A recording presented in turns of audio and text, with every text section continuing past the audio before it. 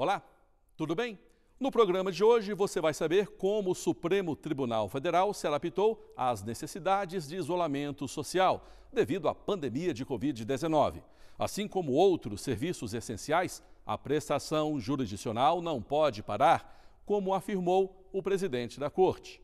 O Judiciário deve, mais do que nunca, estar em funcionamento. Mais do que nunca estaremos em funcionamento para oferecer o amparo institucional necessário a toda a sociedade brasileira. Assim como os médicos e enfermeiros e todos aqueles que atuam em hospitais, nós também,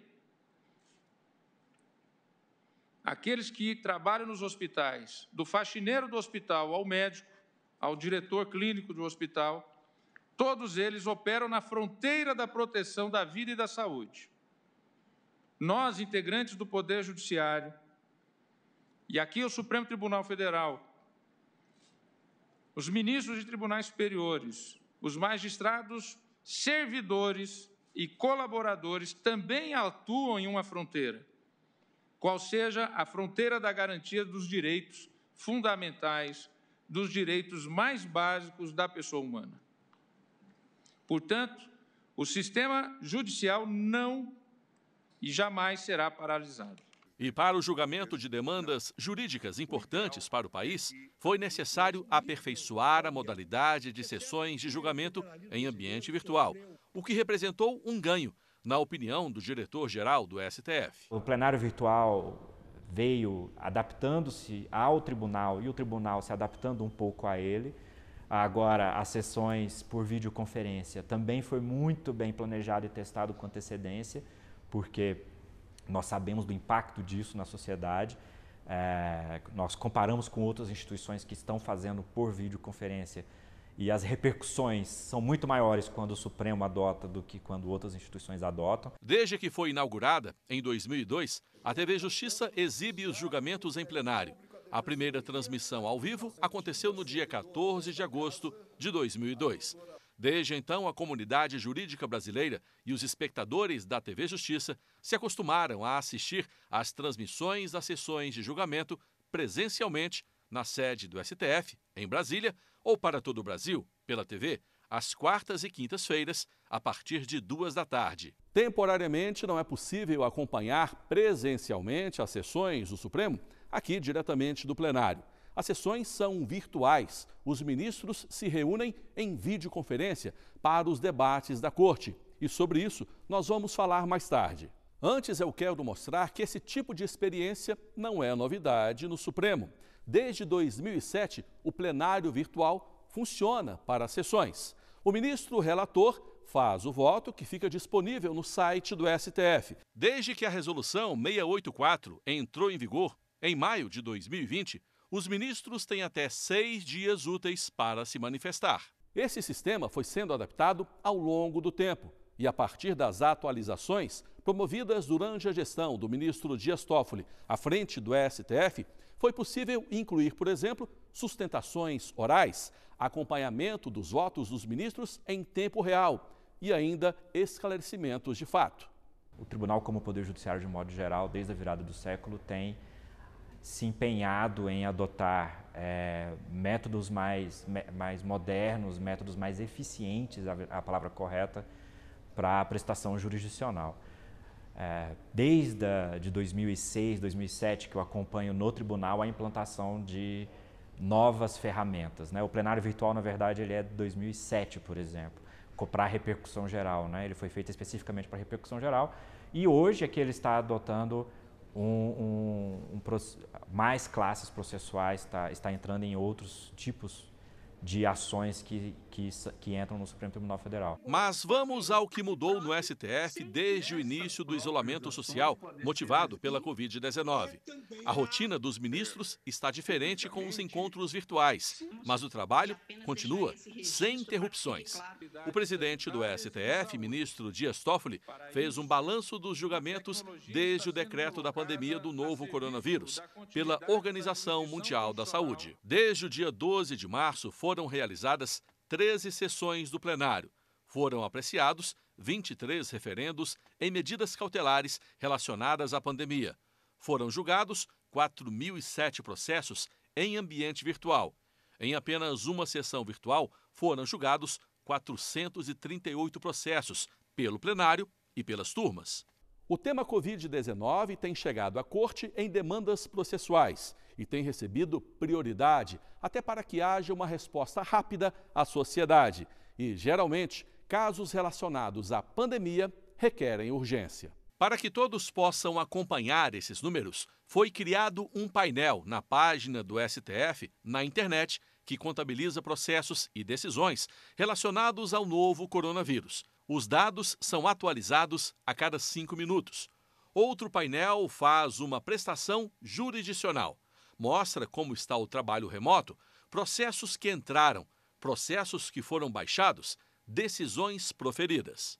A gente faz agora um pequeno intervalo. No próximo bloco você vai ver como foi uma sessão histórica do STF. Pela primeira vez, um julgamento virtual por videoconferência. A gente volta já.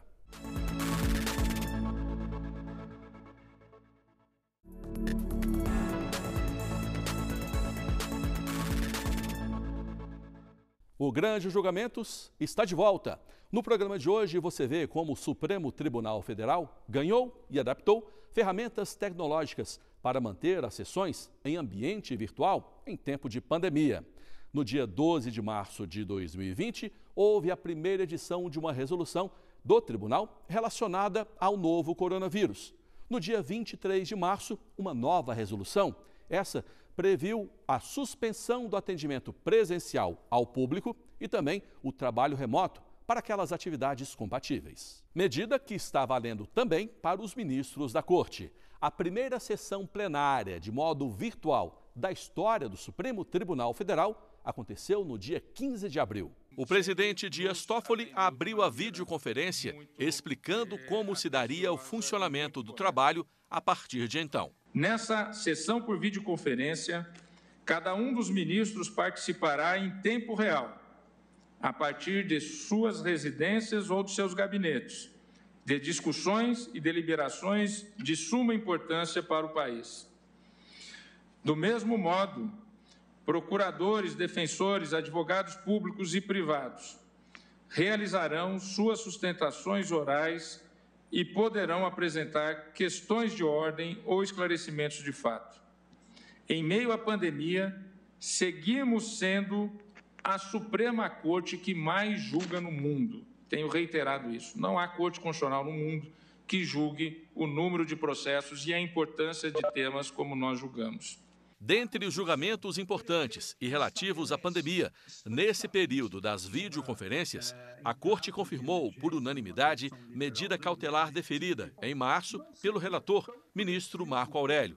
Em debate, a autonomia de estados, Distrito Federal e municípios para decretar medidas de combate à Covid-19. O primeiro processo foi um referendo na medida cautelar na ação direta de inconstitucionalidade 6341 do Distrito Federal, com relatoria do ministro Marco Aurélio. Temos essa DIN dirigida contra a medida provisória 926, de 20 de março de 2020. Implementei a medida cauteladora individualmente a partir do disposto no artigo 10 da Lei 9868 de 90, e o fiz tendo em conta a relevância da matéria e a urgência de haver um crivo pelo Supremo Tribunal Federal. O critério da predominância do interesse sublinha violada a autonomia dos entes da Federação, a revelar adequado afastamento da exclusividade da União para dispor sobre as referidas providências. Diz do risco atinente à propagação do vírus em virtude da circulação de pessoas. Realça as dificuldades enfrentadas no tocante à implantação de barreiras sanitárias. Requereu no campo precário e efêmero, mediante ato individual a ser referendado pelo colegiado ou afastado pelo colegiado, a declaração de nulidade, considerado vício formal e material dos dispositivos atacados. Buscou ainda, em sede de liminar, fosse assentada a invalidade por arrastamento do decreto que já individualizei. Pretende, no mérito, a confirmação da medida cauteladora, e é o relatório que faço para submeter a decisão que formalizei ao outro colegiado.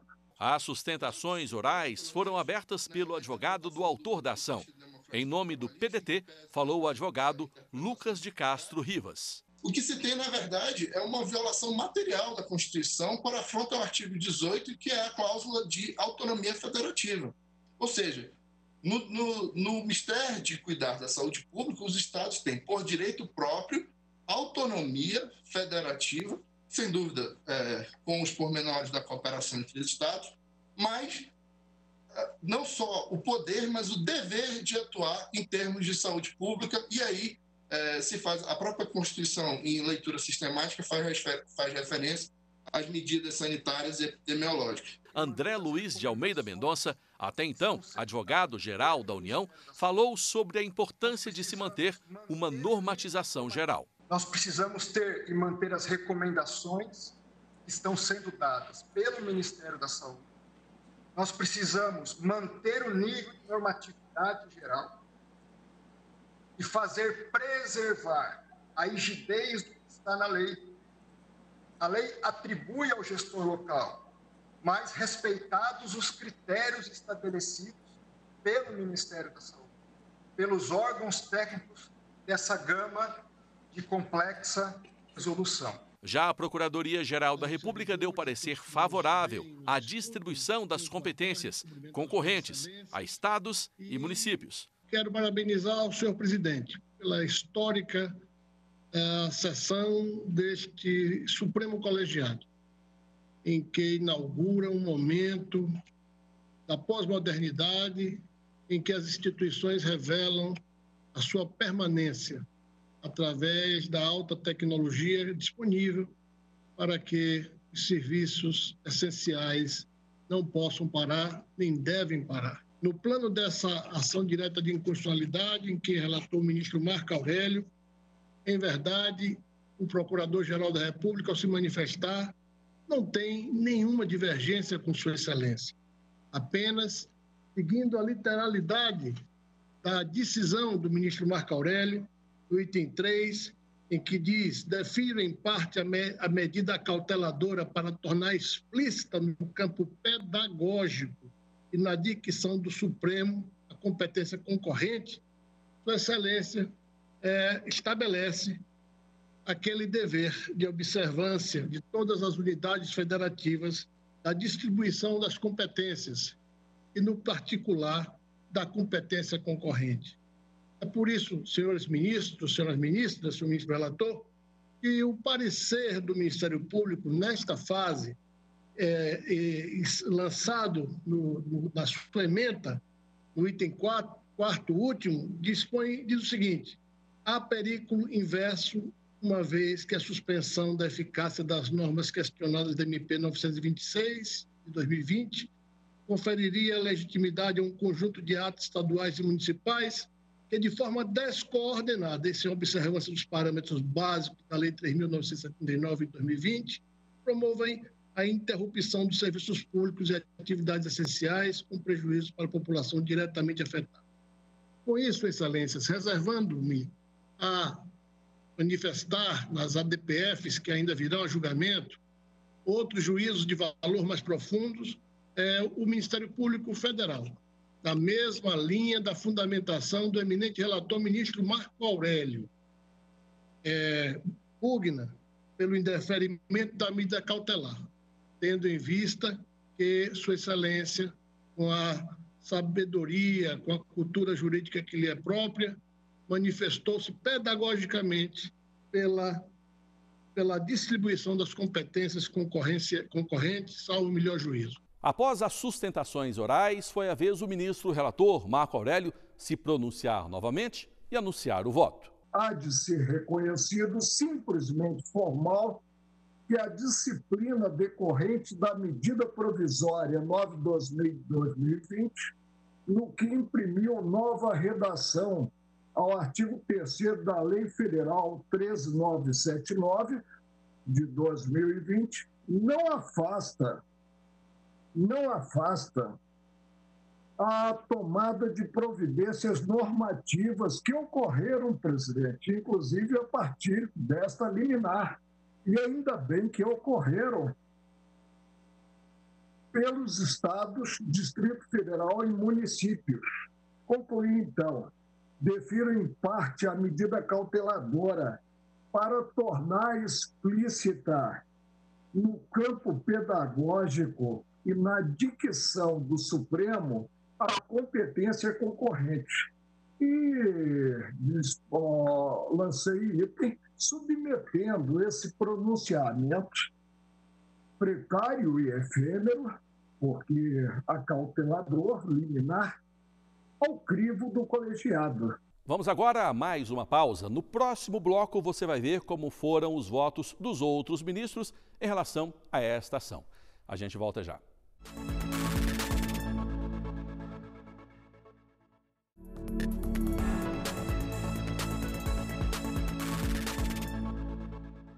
Estamos de volta com Grandes Julgamentos. Neste último bloco, você vai ver como foram os votos dos ministros na primeira e histórica sessão plenária virtual da história da Suprema Corte Brasileira.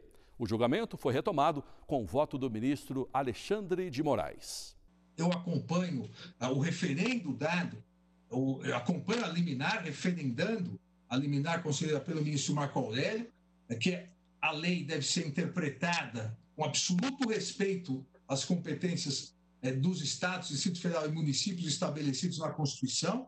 Na impugnação do artigo 3º, inciso 6º, letra B, que prevê que a restrição excepcional e temporária, conforme recomendação técnica e fundamentada da Agência Nacional de Vigilância Sanitária, por rodovias, portos ou aeroportos, de locomoção intermunicipal. Aqui entendo que deve ser interpretada exatamente nos termos do voto que proferi, ou seja, desde que essa restrição excepcional e temporária da rodovia intermunicipal seja de interesse nacional, aí, obviamente, a autoridade federal. Agora, isso não impede, eventualmente, que o governo do Estado possa determinar uma interdição, uma restrição excepcional entre rodovias estaduais e intermunicipais, quando não afetar o interesse nacional, mas sim o interesse local. Ou seja, na verdade, é a explicitação do voto que dei, mas faço questão de fazer essa observação em relação à linha B do inciso 6º do artigo 3º.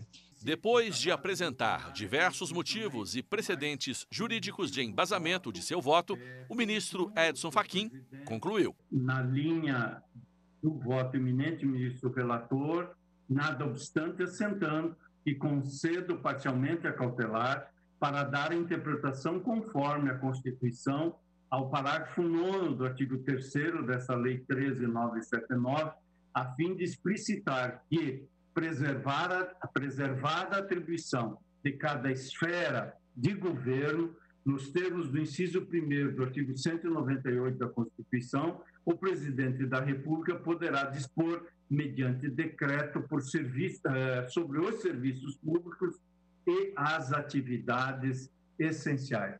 É como eu voto nesse sentido, senhor presidente, eminente Fábio. A fala do ministro Edson Fachin motivou preocupações e intervenções dos ministros Gilmar Mendes e Alexandre de Moraes. É extremamente delicada a redação do parágrafo 9º do artigo 3º, se, como enfatizou o ministro Fachin, lermos na sua literalidade, porque isto poderá significar que o presidente poderá dispor, mediante decretos sobre serviços públicos e atividades essenciais, a despeito, eventualmente, de uma possível afronta à competência de estados e municípios. E o parágrafo 9º, obviamente, deve ser interpretado conforme a Constituição, no sentido de que não exclui a competência dos governadores e dos prefeitos de estipularem também por decretos, no âmbito da sua competência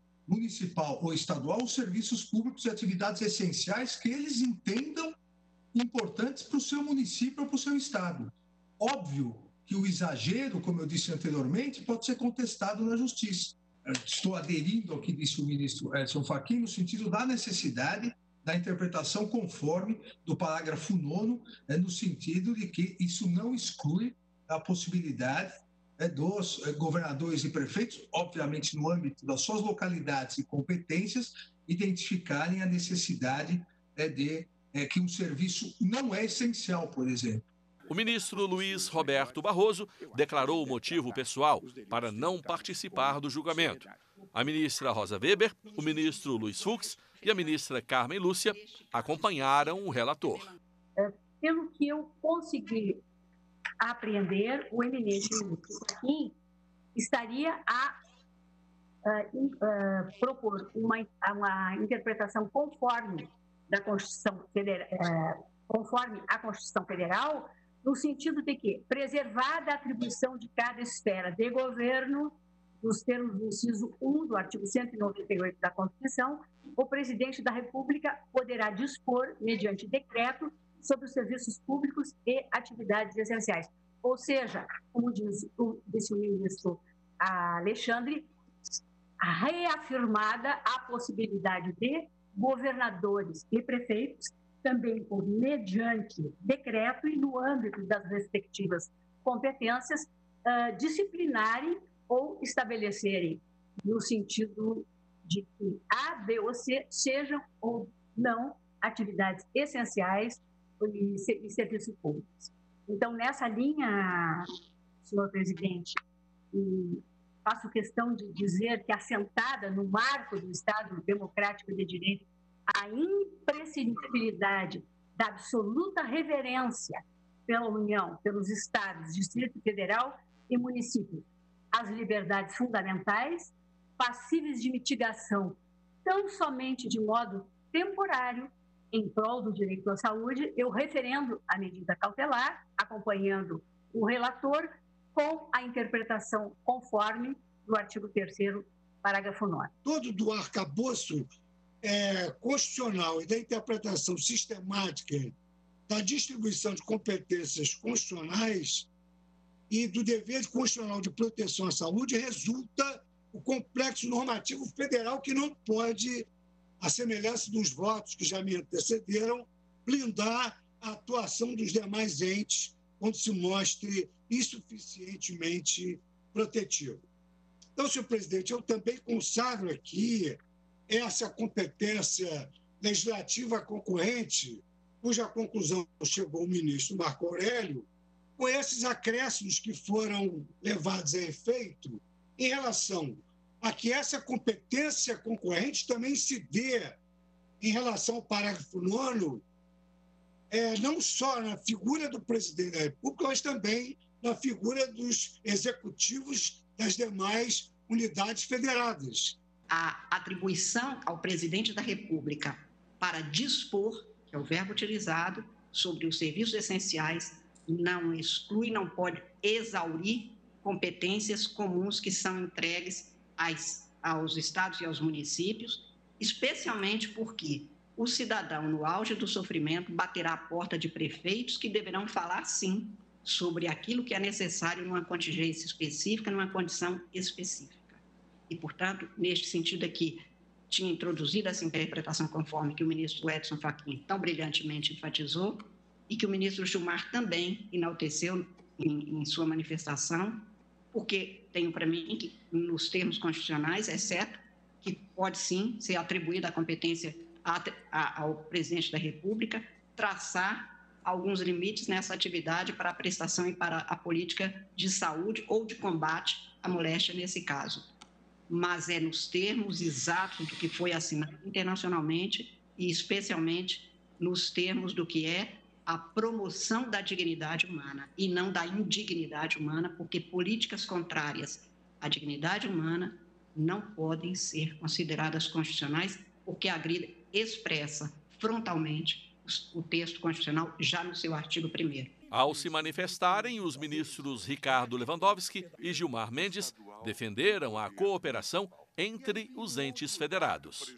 Federalismo cooperativo, senhor presidente, exige diálogo, exige liderança política, e a cooperação entre os entes federados, a toda evidência, não pode ser imposta por lei, mesmo porque a realidade fenomenológica é tão multifacetada e a evolução da pandemia é tão imprevisível e tão repleta de surpresas que o legislador não poderia prever de antemão, por maior que fosse a sua boa vontade, todas as possibilidades que os administradores públicos possam vir a enfrentar. Então, senhor presidente, eu entendo que é preciso prudência, é preciso ponderação, é preciso responsabilidade de todos os envolvidos e, sobretudo, diálogo para que este federalismo cooperativo que foi implantado pela Constituição de 1988 possa efetivamente funcionar. Nós estamos restaurando positivamente uma política dos governadores. Os governadores passam a ter voz nessa sistemática e isto é positivo e isto é constitucional. Acompanho o eminente relator, mas com esses acréscimos, presidente. Eu creio que nós teríamos que ir aperfeiçoando. Também dá interpretação conforme ao parágrafo 9º do artigo 3º, como fez o ministro Edson Fachin. É o voto de Vossa Excelência. Sim. O presidente Dias Toffoli votou e anunciou o resultado do julgamento. Eu peço vênia para o ministro Luiz Edson Fachin, a partir do qual veio a interpretação conforme, e da mesma maneira, e aqueles que o acompanharam em relação à interpretação conforme do parágrafo 3º do artigo 9º, e da mesma maneira peço vênia ao ministro Alexandre de Moraes e ao ministro Luiz Fux, que também davam uma explicitação de interpretação conforme em relação ao comando da letra B do inciso 6 do artigo 3º também, todos eles introduzidos pela medida provisória impugnada. E, portanto, eu proclamo, então, o resultado. Foi referendada a medida cautelar deferida pelo eminente relator, acrescido de interpretação conforme à Constituição ao parágrafo 9º do artigo 3º da Lei 13.979, a fim de explicitar que, preservada a atribuição de cada esfera de governo, nos termos do inciso 1 do artigo 198 da Constituição, o presidente da República poderá dispor, mediante decreto, sobre os serviços públicos e atividades essenciais. Vencidos neste ponto o ministro relator e o ministro presidente Dias Toffoli. E também ficam vencidos, em parte, quanto à interpretação conforme ao inciso 6, à letra B do inciso 6 do artigo 3º, os ministros Alexandre de Moraes e ministro Luiz Fux. E assim a gente encerra mais um Grande Julgamentos. Acompanhe o nosso programa pela internet. O nosso site é tvjustiça.jus.br e o nosso canal no YouTube é youtube.com/tvjustiçaoficial. Até a próxima!